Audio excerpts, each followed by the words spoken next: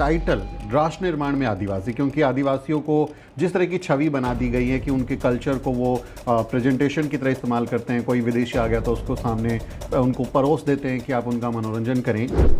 जब तक दलितों के, आदिवासियों के, पिछड़ों के अपने इतिहासकार नहीं होंगे, सवर्ण आपको जगह क्यों देंगे? तो कहते हैं कि ये दरअसल कबीलों की लड़ाई थी, कबीलाई समाज जो है वो आपस में लड़ रहा था, राष्ट्र निर्माण जैसा कुछ नहीं था इसमें। किसी को भी ये लगता है कि अंग्रेजों से लड़ना कबीले की लड़ाई है, तब तो ये देश में कोई आजादी का आंदोलन चला ही नहीं। सही बात। अंग्रेजी हुकूमत से पहले बहुत सारा इस देश का, इस समाज का ऐसा हिस्सा था जो मुगलों के यहाँ लाभार्थी था। मुगलों के यहाँ बेटियां ब्याह रहा था, मुगलों के यहाँ दरबार में बैठा हुआ था, मुगलों के यहाँ और तमाम राजा महाराजाओं के, नवाबों के यहाँ ये काम कर रहा था। वो इतिहास है, और जैसे ही वो अंग्रेजी हुकूमत के यहाँ आया, उसने बिना किसी चीज के वो तुरंत शिफ्ट करके अंग्रेजों के यहाँ लाभार्थी हो गया। और जब अंग्रेज यहाँ से चले गए तो जो नई सरकारें बनी वो उसमें भी लाभार्थी हो गया। कि निषादों को बोल दिया जाता है कि आप तो राम को लेके गए थे, भीलों को बोल दिया जाता है, सबरी को बोल दिया, इस तरह की जो कहानियां जोड़ दी जा रही हैं अभी, और आदिवासियों का हिंदूकरण किया जा रहा है। क्या उसमें इस तरह से नायकों को स्थापित करना, ये असली इतिहास से रूबरू कराना है कि भाई ये जो आपको बताया जा रहा है वो सच नहीं है, आपको असली इतिहास जानना है? वो हमारे लिए एक नया टर्म लेकर के आए, बनवासी का। लेकिन अगर मैं दिल्ली में बैठा हूं तो क्या मैं आदिवासी नहीं हूं?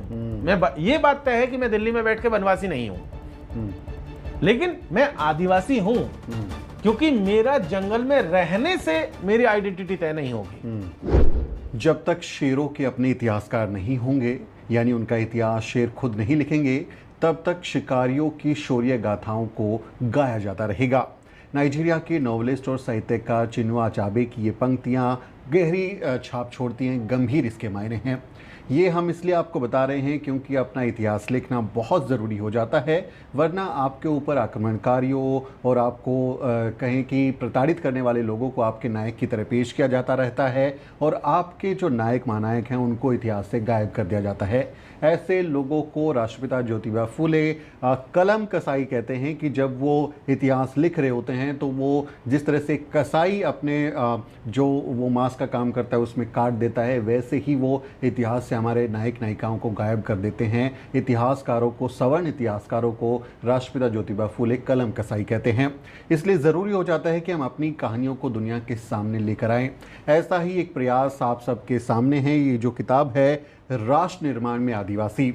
आदिवासी समाज के लोग भारत के मूल निवासी लोग हैं जिन्होंने अपनी संस्कृति, अपने तरीके और अपने व्यवहार के जरिए इस दुनिया को बेहतर बनाने की कोशिश की है, लेकिन उन्हें जंगली कहकर तिरस्कार कर दिया गया, उन्हें मुख्य धारा से बाहर कर दिया गया और उनके नायक नायिकाओं को इतिहास से गायब कर दिया गया।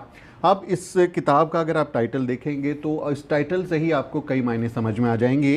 राष्ट्र निर्माण यानी देश को बनाने में आदिवासी समाज के लोगों का क्या योगदान है। और इस शानदार किताब को लेकर आए हैं डॉक्टर जितेंद्र मीणा, जो कि एक जाने माने विचारक हैं और दिल्ली यूनिवर्सिटी में पढ़ाते हैं, असिस्टेंट प्रोफेसर हैं।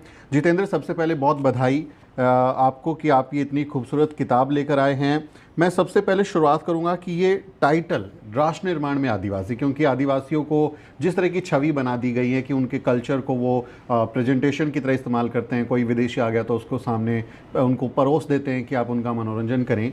ये एक नया नैरेटिव लेके आना कि देश को बनाने में आदिवासी, पहले मैं इसी पर बात करूँगा, बताइए कुछ। बहुत बहुत शुक्रिया सुमित।